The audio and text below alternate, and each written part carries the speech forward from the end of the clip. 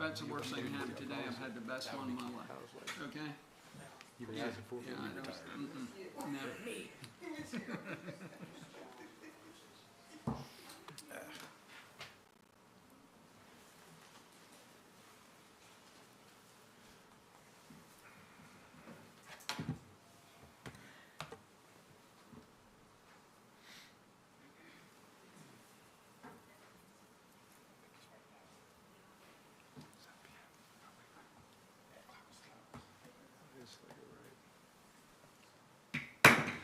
Good evening. I'm going to call the meeting of Mayor and Council to order on Tuesday, September 9th, 7 p.m. Eastern Standard Time.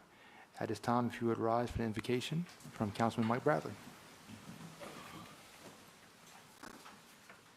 Dear Heavenly Father, Lord and our Master, thank you for each day you have given us. Thank you for allowing us to make a difference in our city, not only now, but for future generations. Please give us wisdom and strength as we strive to give back. In Jesus' name we pray. Amen. Amen. If you remain standing for pledge allegiance. I Pledge allegiance to the flag of the United States of America and to the republic for which it stands, one nation, under God, indivisible, with liberty and justice for all. You may be seated. Are there any changes to the agenda for tonight's meeting? No, sir, there are not. Okay, just as a reminder to council, we do plan to have an executive session after council this evening. At this time, I'm going to ask for approval of the minutes from our regular meeting held on August 22nd, 2025. I know those minutes have been presented in your packet. If there are no questions or comments regarding those minutes, I'll accept the motion. Councilman Holland, I make that motion. A motion from Councilman Holland. Is there a second? I'll second. A second from Councilman Quillen. All those in favor say aye. Aye. All those opposed? Those pass unanimously. Okay, we're going to move on to our Seaford Volunteer Fire Department Chief, Mr. Jack Wilson, with a presentation.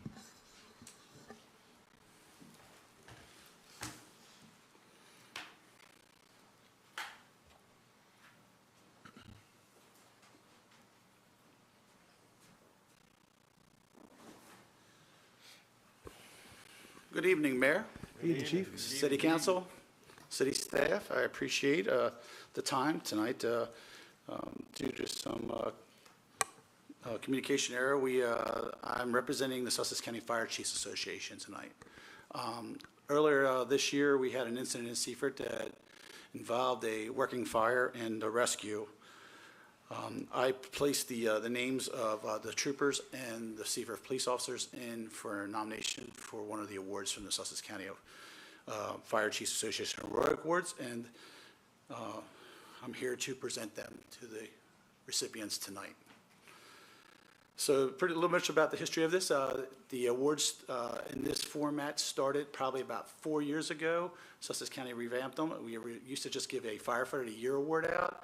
And we decided there was so much more that goes on in this county rescue-wise, from our law enforcement, from our emergency medical services, from our civilians, and overall firefighters every day to do brave acts and are there for the citizens of Sussex County. Tonight, like I said, I'm going to present the Sussex County Fire Chiefs Association's 2025 Law Enforcement Fire Service Heroic Awards. We did have a ceremony on the 21st of August at Millsboro Fire Company. State Troopers Santmeyer and Cannon were both in attendance that night. Tonight I'm going to present the Seaford Police Officers Awards that were also involved in that. So I'm going to give you a brief thing. So pretty much is that this incident entailed the rescue, the removal, and support during an incident, as Seaford firefighters are entering a hostile fire event on the second floor, also going for rescue, but it was being handled by teamwork by DSP troopers and Seaford police officers. Tonight they'll be awarded a plaque to the awardees, a plaque to the police department to hang on their wall, and medals or ribbons to remember the incident by. So I'll give you a brief synopsis of the incident. I'd like to invite up to the front, if I can, if I shall. Is that better? Remember, I went to high school in Newcastle County, so I speak different. Public school. Public school, thank you. I'd like to invite Patrol Officer or Patrolman Crystal Rivera Cruz, Corporal Joseph Palm, Corporal Michael Maheta, Patrolman Kane, and POC Tyler Kramer up front. These officers were involved with the successful outcome of 2 occupants on the night of May 11, 2025 at 22:14 hours. Sussex County EOC dispatched Seaford Fire Department Station 87, Blade Station 71, Laurel Station 81, Bridgeville Station 72, Sussex County paramedics for residential fire with subjects trapped at 111 North Conwell Street in the city of Seaford. Upon arrival of Deputy Chief Matthew Reed, he gave a size of a smoke showing from the 2nd floor. Deputy Chief's 360, that's the size that we do. We go around the building to check all 4 sides, reported a confirmed a subject trapped on the 2nd floor of the Charlie side. Charlie side is the rear of the building in our terms. At this time, engines 87.5 and their crew started to deploy an attack line for fire attack from the side Alpha, which is the front side, and search. Seaford Police, Delaware State Police made their way to the Charlie side, the rear. They started to access the 2nd floor porch by an impromptu means. The impromptu means were that how I believe Patrol Officer Cruz and I believe it was Trooper Cannon made it a second, was they piled up some stuff, jumped on a grill and made their way to a 2nd floor porch. Very dark back there, and they got to the thing. Back to the occupants.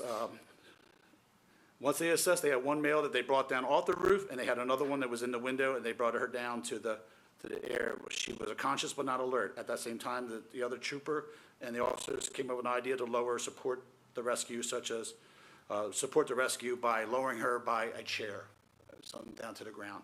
Once to the ground, the other supporting officers took the victim, moved her out to the front to Sussex County paramedics, where she was transported to Tidal Health Hospital and for treatment, and still alive today. I believe, as the fire chief of Seaford, I hold these officers in high regards and putting service before self in their community. I truly appreciate the work you did. Thank you.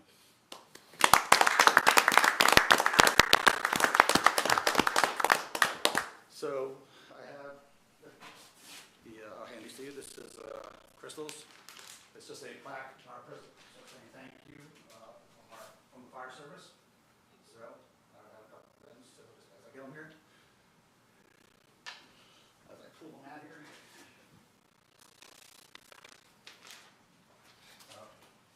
Thank you, sir.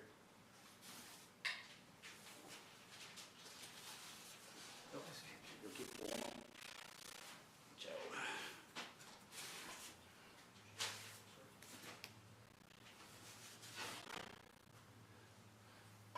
I'm going to take that, but we'll get a picture with that on, but we have to change it, all right? He's already aware. Michael? And so it's a picture opportunity. Also with this comes the ribbons that we give out to all our emergency services people. It's up to your department if they might wear them, but this is for you guys to have. Appreciate you again. Thank you. So this designates the Sussex County Fire Chief's Law Enforcement Award. Chief Kraft, can you come up real quick? And the last thing we give is a certificate so you can hang in your department to honor the moment. All right, so it gives you the overall with all the officers' names. So, all right. So, other than that, it's just picture time. I appreciate you guys. Thank you for protecting the city that I don't live in, but thank you for protecting us and my members on a daily basis, our EMS and fire crews. Without a good working police department, we lost, and we appreciate you on the Seaford Fire Department side more than you guys know. So thank you. Need a picture?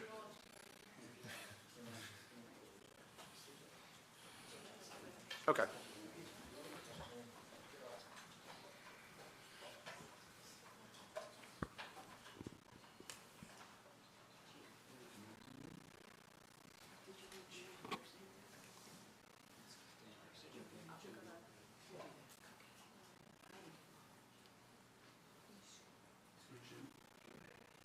hard to do with that group.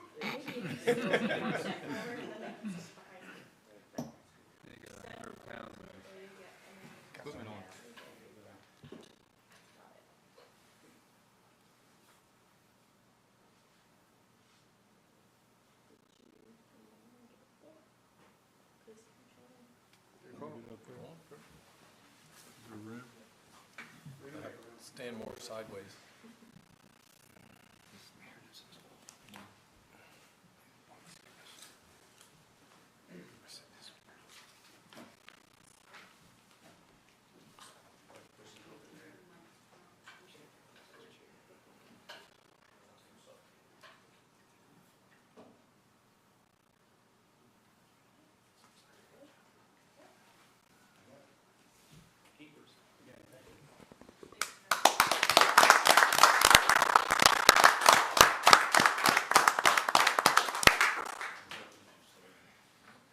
Thank you very much.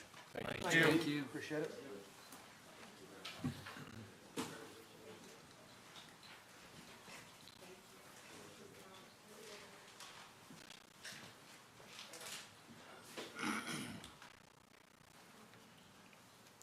All right, thanks again, Chief.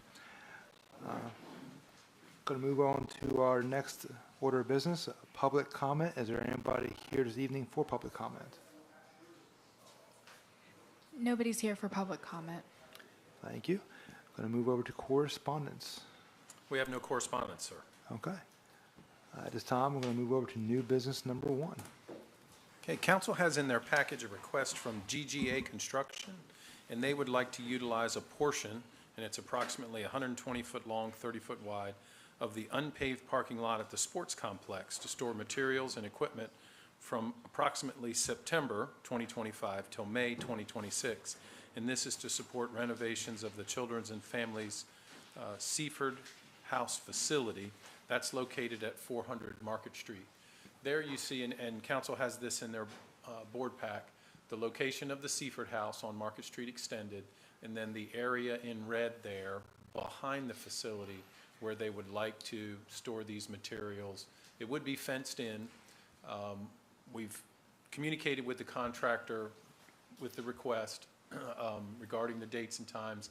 They've agreed to restore this location to before construction condition. We've already photo documented it. When they're finished, they'll clean it up, put it back in condition, and then also additionally, if council chooses to move forward with this, we will request that they provide us a certificate of insurance naming the city as additional insured should something occur. Certainly, I will try to ask any or answer any questions that the city council might have. Okay. Are there any questions for our city manager from city council? If there are no questions at this time, I'll accept the motion. Councilwoman Grassett, I make a motion to approve the request of GGA Construction to utilize a portion approximately 120 feet long by 30 foot wide of the unpaved parking lot at the sports complex to store materials and equipment from September 2025 until May 2026 to support renovations of the Children and Families Seaford House facility located at 400 Market Street Extended as presented. Okay, we have a motion from Councilwoman Grassett. Is there a second? Councilman Quillen, I'll second that. I have a second from Councilman Quillen. All those in favor say aye. Aye. All those opposed? It passes unanimously. I'm going to move over to new business number 2.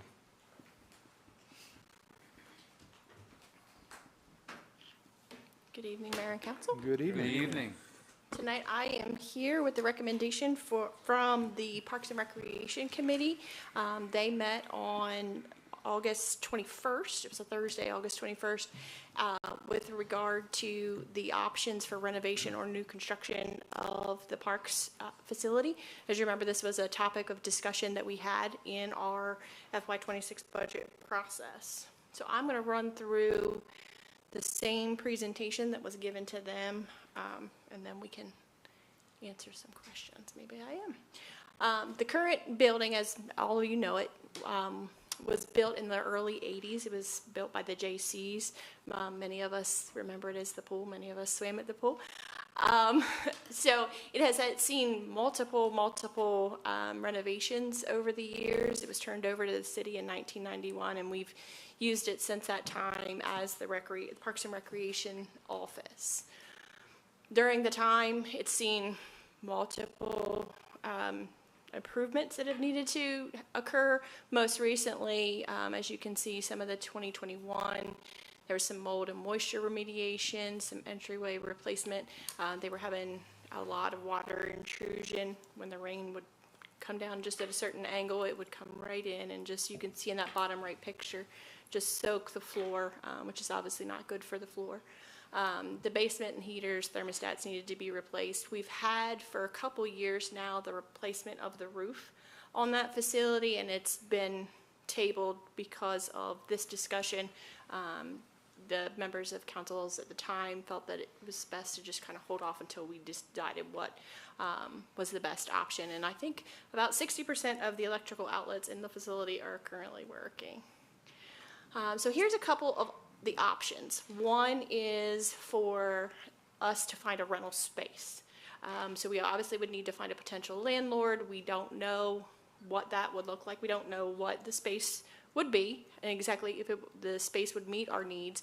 So we just kind of made some assumptions that if we found the perfect spot that we could kind of go into immediately, we knew that in that we would be relocating Katie and Tina. We would still need bathrooms because the current bathrooms are in their existing facility. We would need bathrooms for the park staff. So there would be a cost with that. Bobby would need an office installed in the current parks building because his office is also in the same building that Katie and Tina are in for the recreation side. And it does create the problem of bifurcating the staff in that the superintendent of recreation, who oversees both recreation and parks, will be in one location and then parks will be in another. So she doesn't have that direct interaction with her staff. We estimated installation of facilities to be about $135,000. There would obviously be an electrical split that would need to occur because the way our zoning regulations are, that each service has to be its own thing. We couldn't tack on to someone. The IT infrastructure, in order to tap into our network, would need to be installed. Obviously, there would be an existing, or the demolition of the existing building being around $15,000. And then rental costs, we don't know. We don't know what that's going to look like, and that is an ongoing cost. The second option is the renovation of the concession stand at the Jay's Nest. This facility is 32% smaller than what they're in now. So there obviously would need to be an expansion that would need to occur. It is near the Jay's Nest, the athletic fields. It does have some viability to it. There is a huge electric pole kind of just beyond that tree that would need to be moved before any kind of expansion could occur. Again, we're bifurcating the staff in that we have recreation staff one location, parks in another. Same scenario as far as bathroom facilities.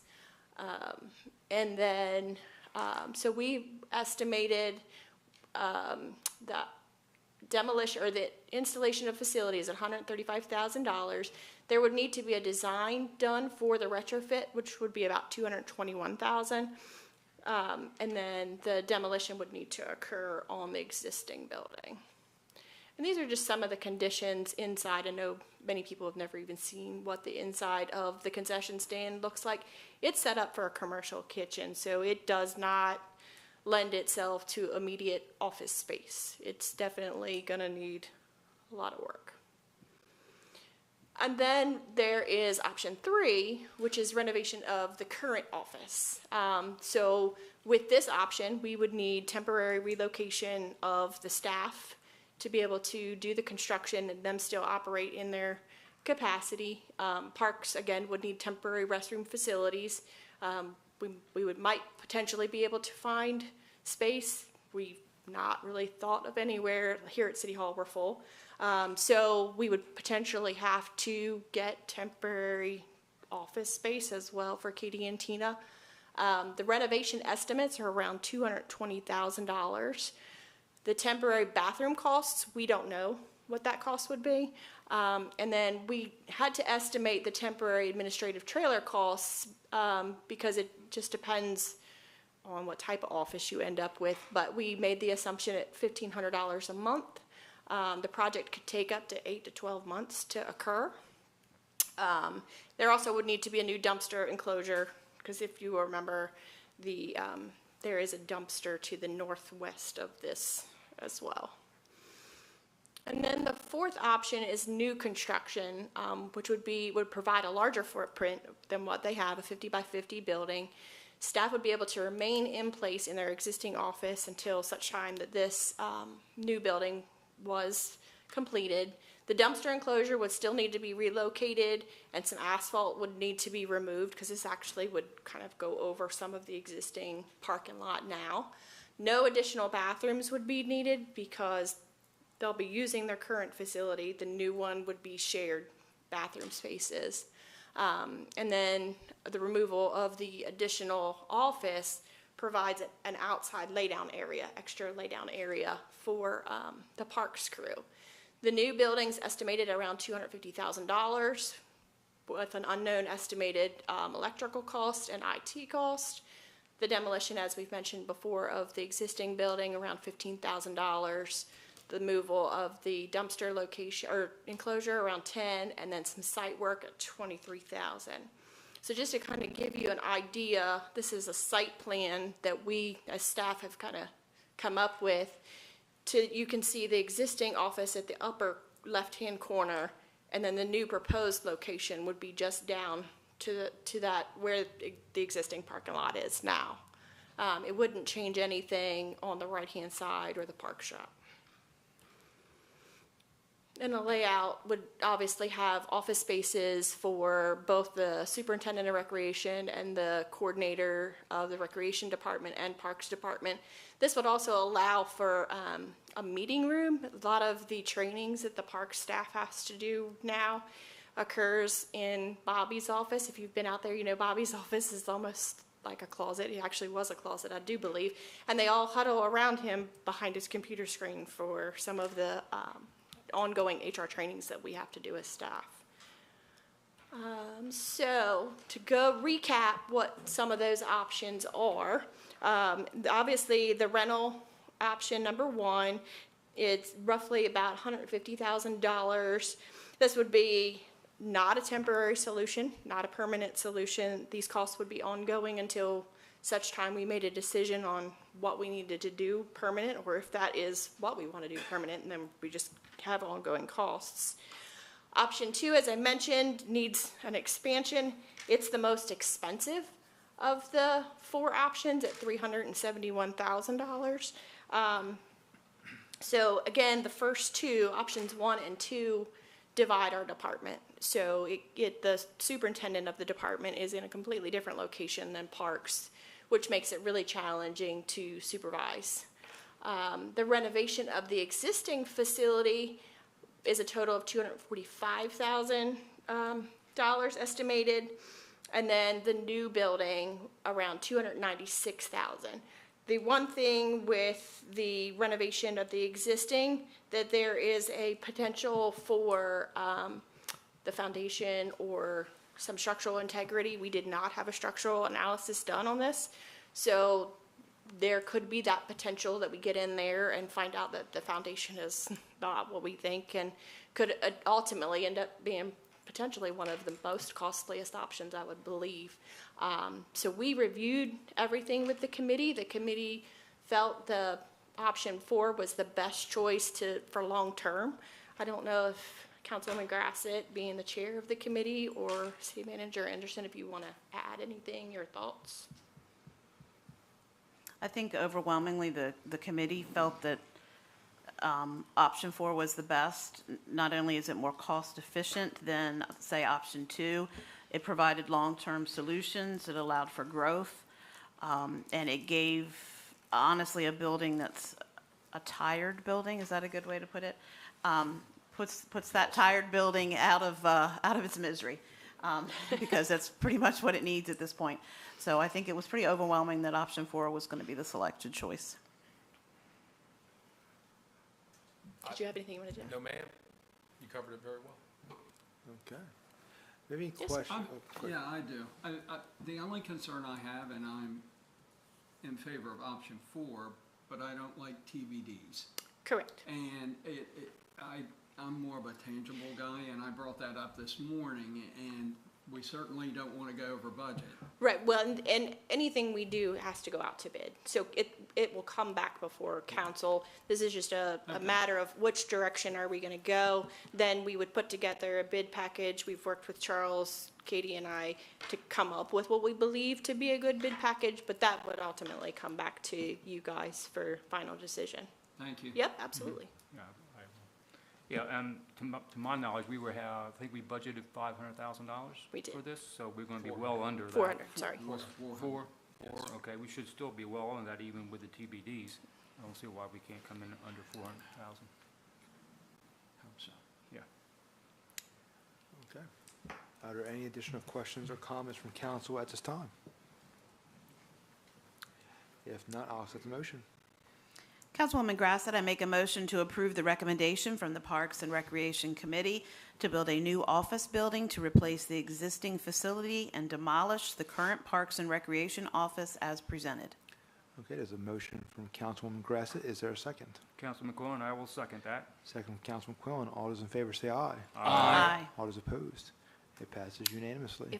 Thank you, and if I could just take a minute just to say thank you on behalf of the staff that does work in this building. They have done so tirelessly without complaint for a long time, so I know this means a lot to them as well, so thank you on their behalf I as think well. they should all have dibs on raising a sledgehammer.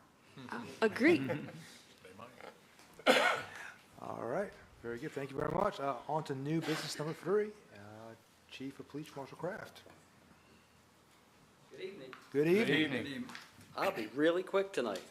I only have a few slides, Heard that before. maybe 5 or 6. Heard that before, Chief. So the reason I'm here tonight, as you're aware, is to provide you with roughly a 90-day review of the traffic pattern changes that we made on Nylon, North Nylon Extended.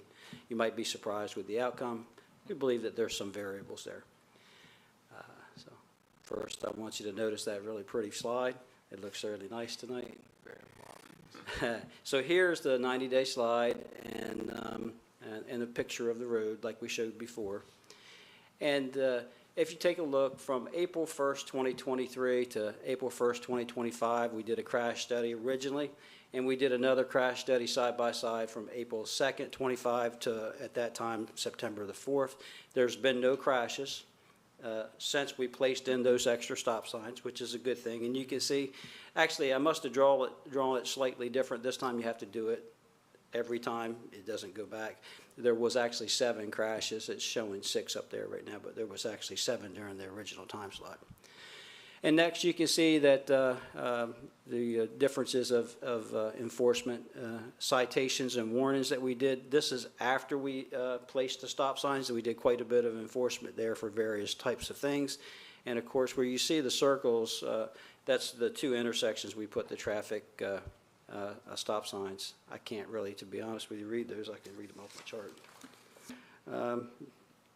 Yeah, I didn't blow it up enough. I believe it's like 24 citations, and I can't read the warnings, but that gives you an idea. I need to get better glasses, apparently. But here's the interesting part.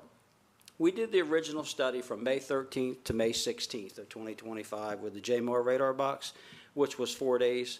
And you can see there where there was 2,735 cars analyzed, daily average travels of like 684 cars. That could be one car going 20 different times up and down the street, but still 624 trips past the JMAR radar box. Average speed was 29 and a 25, 85th percentile 37.5. The fastest speed tracked, I think that was a singular speed, was 58, and the slowest was 6. Now we put the stop signs in. We've done increased enforcement. We've issued quite a few traffic citations for different types of things and warnings. And the feedback that we get from several of the council members, one that lives on the north and one lives on the south side, and some folks in the middle, have all reported that they do feel that those stop signs have significantly helped. In general, they thought that there was less traffic and things of that nature. In reality, when we put the speed box back in the same location, we had 5 days instead of 4, which is why you see more cars analyzed. But there were slightly more. There was like an extra 3 cars per day for trip. And the higher average speed jumped up a few miles an hour from 29 to 31. And you can see the 85th percentile speed, because there's more cars analyzed, that tends to jump up the 85th percentile to 50.3. And then we had an anomaly. We had a car going 75 miles per hour. Now, not really sure what kind of car that was, if it was a pedestrian, or if it was a police officer going on a traffic stop or heading to a complaint, we don't know. But what we do know is that's not typically what you would expect from the reports we get from the community versus what the data shows. With that said, we think that some of the variables here have to do with the fact that school was in May, and we were smack dab in the late part of the summer when there was no school. And so more trips to the gym, more trips to the swimming pool, more trips by people that might be off in the summer, that are teachers, things of that nature could have accounted for some of that. And so this purpose of tonight was really just to give you an update. The good news is that most folks that we talk to report the belief, at least, or the perception that things have improved. Since we got the data back, the patrol lieutenant has taken the initiative to assign more patrols just to try to keep up that presence and pull them off of some other locations, and we'll continue to monitor that. But we've had 0 complaints other than folks that got some citations after we put the stop signs in. And that's generally, you can see the 2 intersections on Fleetwood Drive and Oak Street. And plus we had put the speed signs up on the north and southbound sides. And like I said, we'll continue to monitor it just to maybe take another look. Now that school started, we'll give it another month or 2, maybe go back out and put the box back up, and just to try to see if things have changed now that school's back in, no longer in the summer and things of that nature. And of course, we'll continue to monitor like we do most of our areas. And if anybody has any questions. Just comment. Yes, I'm sir. one of those residents that's on that road there, so. Yes, sir. Like you stated, I feel that there has been a drastic reduction Yeah. in vehicles that I see going by there, but apparently not. And I'm surprised by the speed limit being up a little bit more. But your recommendation of just monitoring this a little bit more, I do concur with. And I do appreciate everything that you're doing, because we have several kids that play on that street. And as you well know, as we were standing there talking one day, you had to holler at a few Couple times. cars going by and try to slow people down.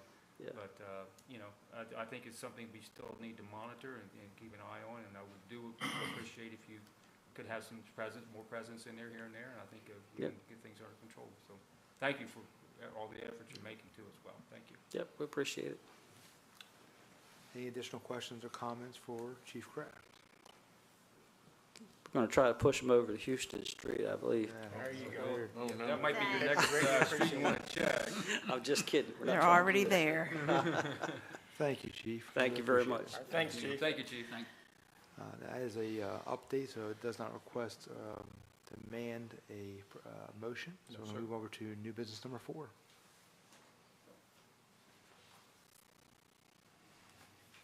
Good evening, Mayor and Council. Good evening. Good evening, Greg.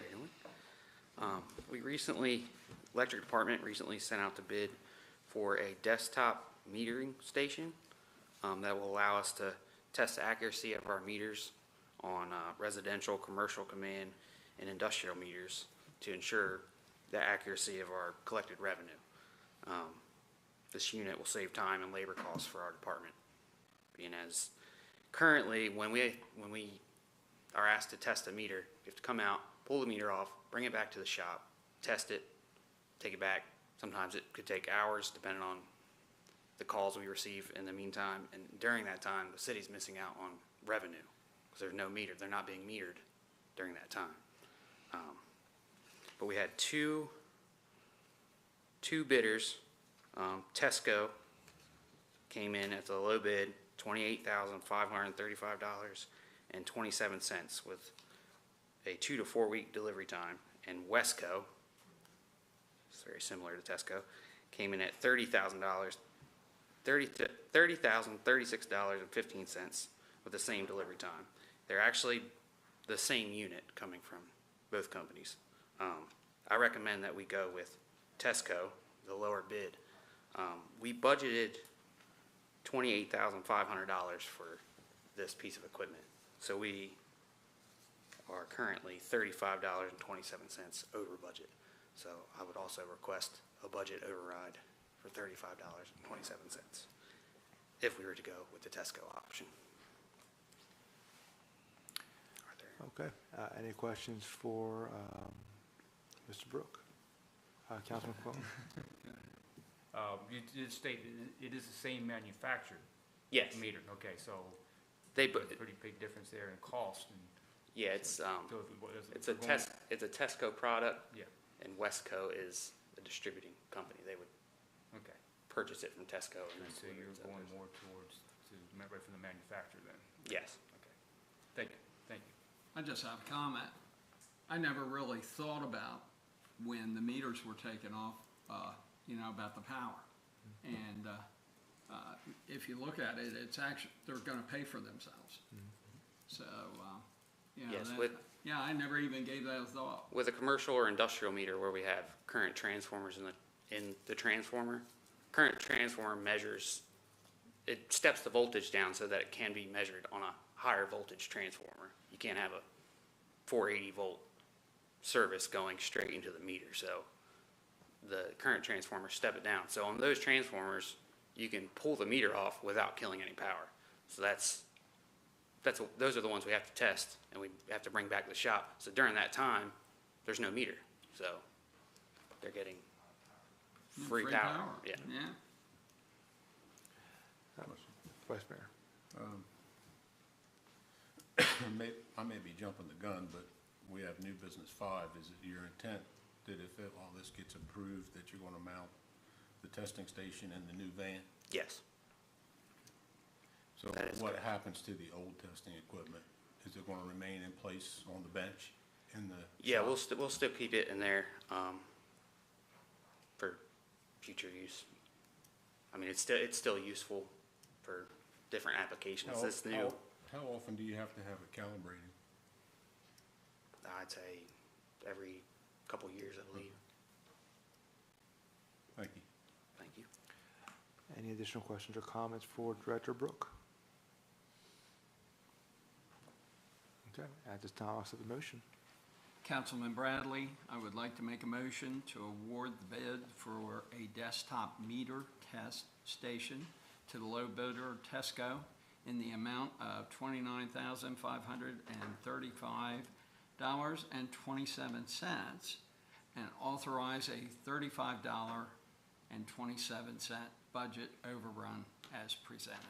Okay, we have a motion from Councilman, I think it's 28, wasn't it? Was it? Yeah, Yeah. Just want to get it right for the record. It's 28,535. Oh, excuse me. Yeah. I stand corrected. okay, the 28,535. Yeah, $28,535.27. Yeah. All right, Fly got me. Thank you, Councilman. Yeah, he was flying around here. All right, we have a motion from Councilman Bradley. Is there a second? Councilman Holland, I second that motion. A second from Councilman Holland. All those in favor say aye. Aye. All those opposed, passes unanimously. On Thank to you. new business number 4, or number 5, excuse me, new business number 5. Good evening again. Good evening. Good evening. As the councilman said, we have the bids for the IT and the electric vans. They were received, and we received 2 bids. They were very, very close, a difference of around $910 between the two, between Preston CDJR and Hertrick Fleet Services. After a significant review of both submissions, it's our recommendation to go with the Preston CDJR, that's a lot. The vehicle itself is $55,086.31 for a total of $110,000, $110,172.62. This obviously is for the IT coordinators' equipment, and as you mentioned, the meter van for the electric department. Has a lead time of 8 to 10 weeks. The total budgeted dollars between both departments is $112,000, so it covers that. However, I do need to point out that between the IT budget and the electric budget, there is a slight discrepancy. So the IT budget has more than enough to cover the cost of the vehicle. We budgeted $61,200. The electric budget budgeted $51,450. So this would create a budget overrun in the electric capital by $3,636.31. Everybody got that? All right. Do you have any questions or comments on new business number 5? I'm assuming this is a Chrysler product? It is. It's a 2026 Ram ProMaster 1500. And Councilman?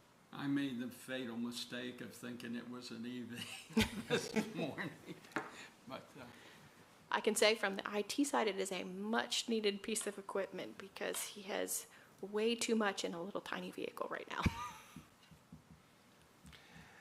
Gary's nodding in the back. All right. Are there any additional questions or comments regarding new business number 5? All right. If there are no questions or comments, at this time, I'll accept the motion. Councilman Bradley, I would like to make a motion to award the bid for IT and electric vehicles to the low bidder, Preston, Chrysler, Dodge, Jeep, and Ram, in the amount of $110,172.62 as presented. We have a motion from Councilman Bradley. Is there a second? Councilman Holland, I second that motion. A second from Councilman Holland. All those in favor say aye. Aye. All those opposed? Passes unanimously. Thank you. Thank you, Ms. Newcomer. On to old business. We have no old business. We have no old business. All right, over to reminder of meetings. Just a couple. We have Coastal Cleanup Day, Saturday, September 13th, 10 a.m. to 12 p.m. at Sir Optimus Park, and lunch will be provided afterwards. The last Friday Night Live of the season will be September 19th, 5 to 8 p.m., and it'll be in the grass lot behind City Hall. That's all I have, sir. Thank you, City Manager. Going to move on to our liaison reports. I'm going to kick it off with Code, Parks and Recreation, and Councilwoman Stephanie Grassett. I'll start with the Code Department. We are up to 293 permits that have been issued in 2025, as well as 1,844 rental licenses.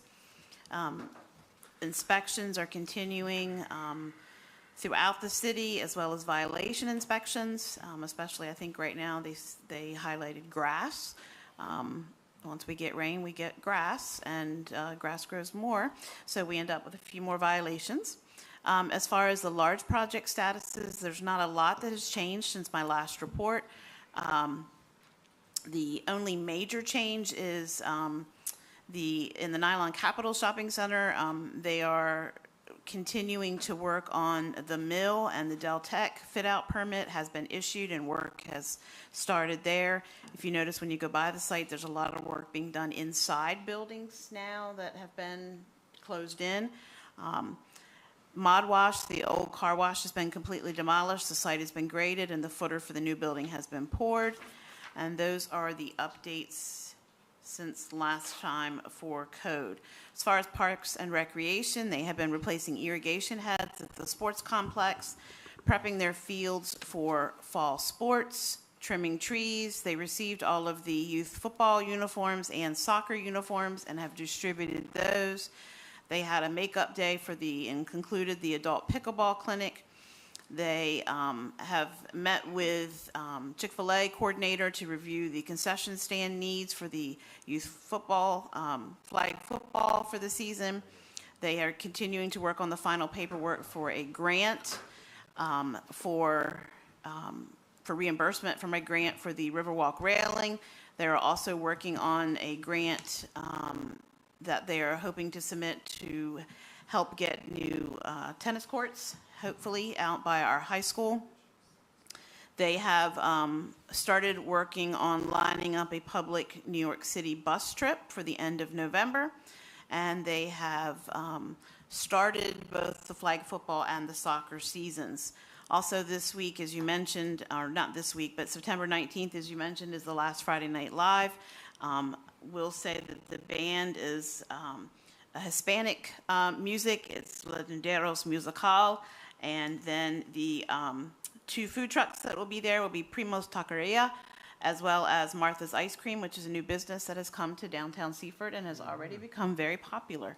So those will be the highlights for that evening.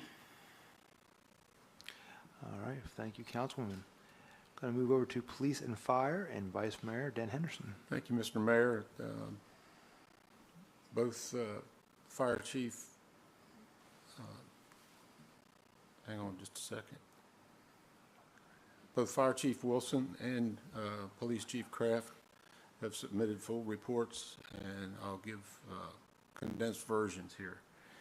Total calls for 2025 are 4,058 calls for an average of 16.1 calls per day. That's a 13% increase above last year for fire responses.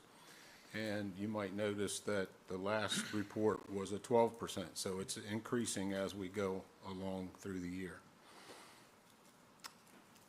You'll see that there's a new category here for total calls, personnel responding, hours in service, personnel hours, patients, miles traveled, city response out of city, and assistance like mutual aid and working fires and entrapments. This is a new configuration. I think there's a little bit of additional information than what you're used to seeing. Again, there's a little bit more information in this report here. The August calls by hours, response hours from basically midnight to 6 in the morning, 6 a.m. to 6 p.m. and 6 p.m. to midnight. You'll see the distribution of the calls there. And then August calls by day, and you'll see that it appears that in August, Monday was the busiest day, but not by much. Significant incidents, you'll see that there were several assists, out-of-town assists, and then there were a couple of in-city calls on the 4th and 5th of September. One on Bridgeville Highway for a motor vehicle crash with entrapment, and then on Willie Street, North Willie Street, for a dryer fire. Apparatus status, Rescue 87 is out of service for body repair at Wayside Auto, and Marine 87 is out of service for motor repair. It seems that while underway, the boat is drifting to the right, to the starboard. You'll see the fuel usage from August 4th through the September 1st. And under training, on September 3rd, there was a training for grip, hoist, and tiebacks. 20 members were present.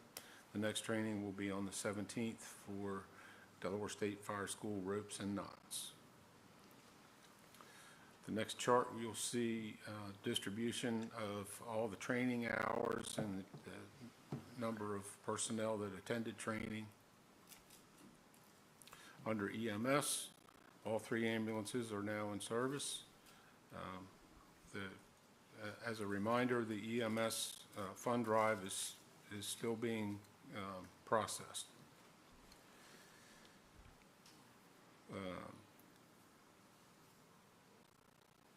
The department's undergoing training, strangulation training at Tidal Health.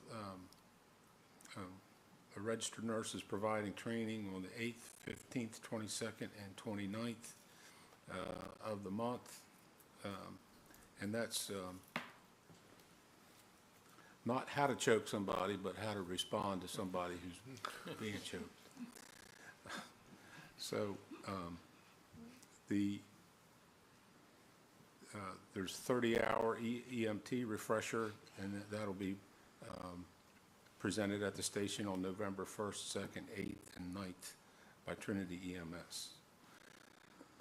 You'll see, under news and events, you'll see the number of hours and the number of people who have attended events, and you'll see that the fire department is very engaged in the community.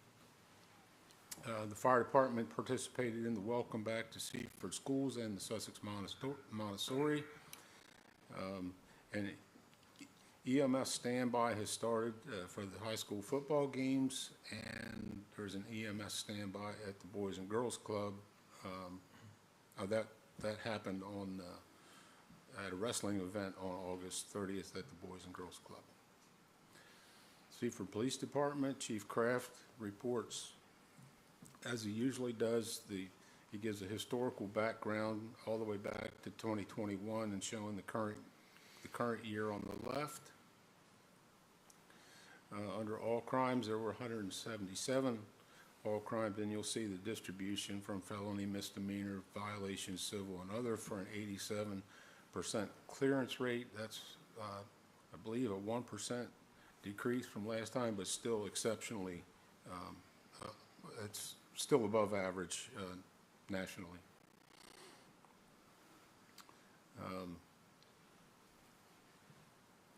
Move down to drug complaints. There were 3 drug crimes in the period with 3 adult arrests, 199 traffic contacts resulting in 126 citations and 33 warnings.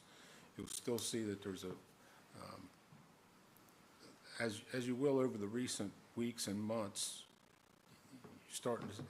you'll see a higher number of citations written per contact, and that's due to good patrol work. There were 34 crashes in the period, 3 injury accidents, 12 non-reportable and 19 reportable, 2 hit and runs.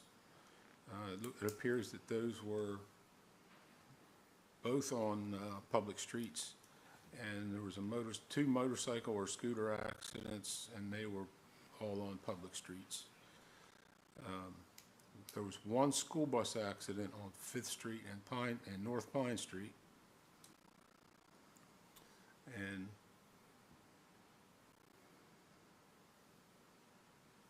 I don't have a record of injuries in that, but I don't know that there were injuries. There was 1 alcohol and drug-related crash. You'll see the summary report with significant events listed below there that I'll let you go through at your leisure. And the administration was busy with a lot of meetings, staff meetings. The chief's interview for the promotional process for sergeant and lieutenant occurred. There was a unified Seaford meeting that the chief attended. Several officers and the chief also took the welcome back to school for the Seaford School District, and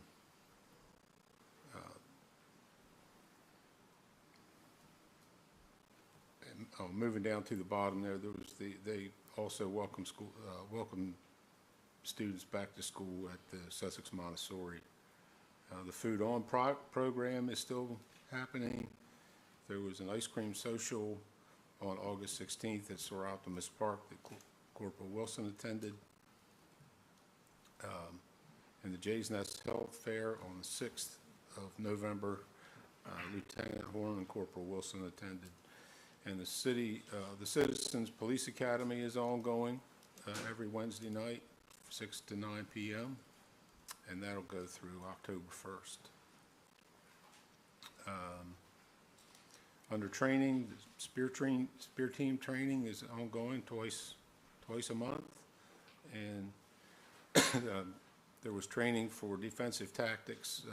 All department members attended this training on August 25th through the September 1st. And that concludes my report. Thank you, Vice Mayor. We'll move over to administration and Councilman Orlando Holland. Thank you, Mr. Mayor.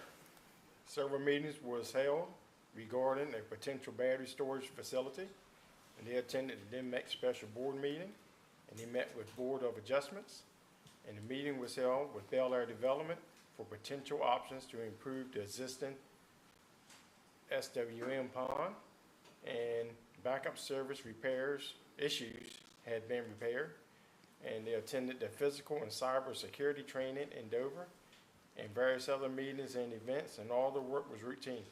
That's my report, Mr. Mayor. Thank you, Councilman. We'll move over to Electric Department and Councilman Mike Bradley. Thank you, Mr. Mayor. I met with Greg Brook this morning, along with Charles. Crew's been busy. I'm overlapping doctor's report a little bit. Trimming trees on Conwell, Poplar, Oak, Martin, Hall, and Dutton.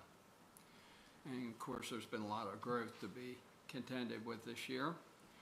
Transformers have been set at Seaford Innovation Center and Muirfield Phase 4. They relocated a transformer at the future ModWatch property. Okay, Greg, you're going to have to elaborate for me. What is a WSBC? You attended a meeting there? That's the Western Sussex Business Game. Thank you. Okay. Good job. So, two revised bids for the desktop meter station.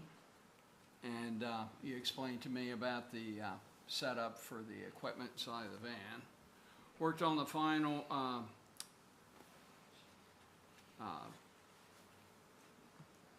I can't read my own writing. True God. Yeah, true up for Bel Air and the single family and the Habitat houses.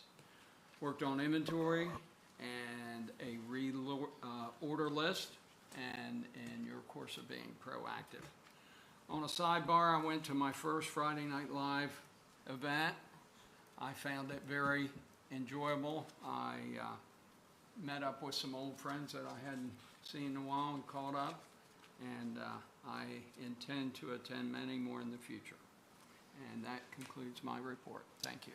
Thank you, Councilman. And last but not least, Public Works and Wastewater Treatment Facility and Councilman Alan Quillen. Thank you, Mr. Mayor. I'll start off with Public Works. Installed 5 new water services on Porter Street. Cleaned up properties for the code department. Painted curb on Purnell Street. Located services for the Parks and Rec building. Replaced meter pit frame and cover at 306 Hickory Lane. House board up at King Street and Market Street. Cleaned catch basins. Located sewer main on Front Street. Cameron new sewer line for acceptance in Bel Air. Replace an 1.5 meter at 1330 Bridgeville Highway. Installed speed limit signs on Chandler Street. Attended several meetings and performed all weekly routine tasks. Moving over to the wastewater treatment facility and the compost. Plant performance is good.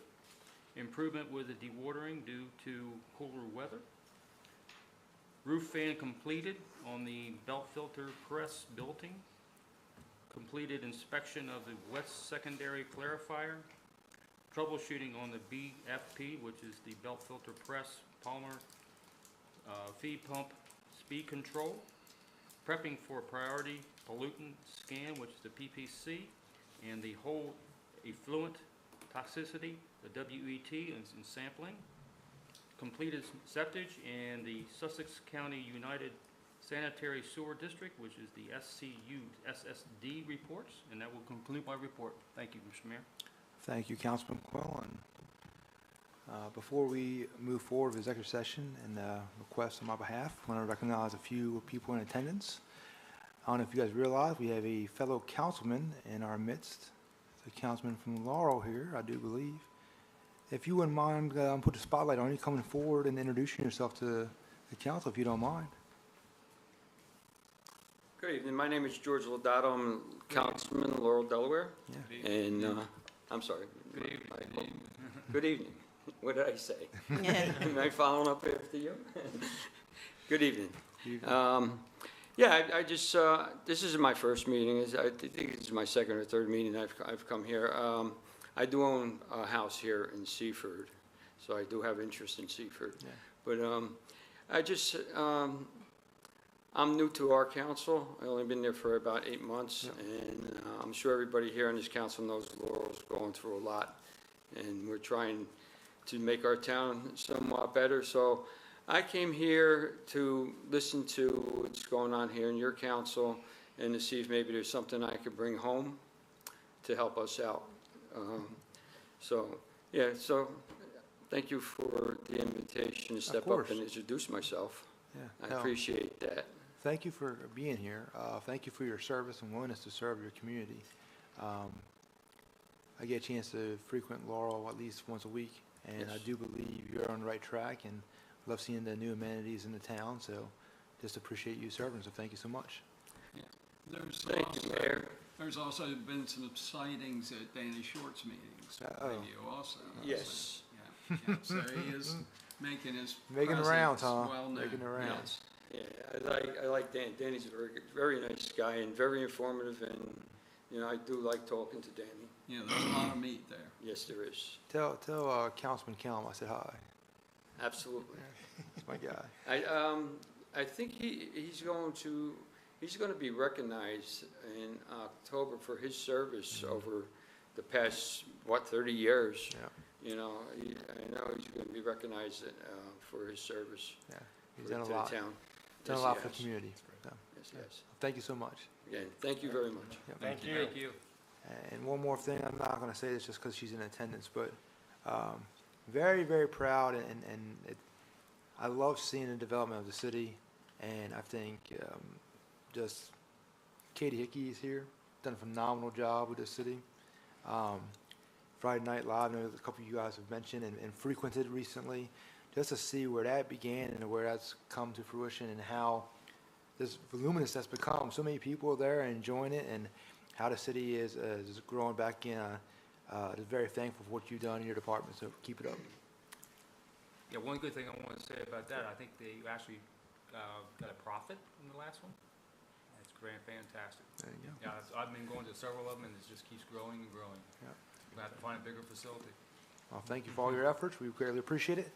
At this time, I do need to ask for a motion to move into executive session. Councilwoman Grassett, I make a motion to move into executive session. All right, I have a motion from Councilwoman Grassett. Is there a second? Councilman Holland, I second that motion. Motion from Councilman Holland. All those in favor say aye. Aye. All those opposed? Okay, we'll move into executive session. Thank you so much.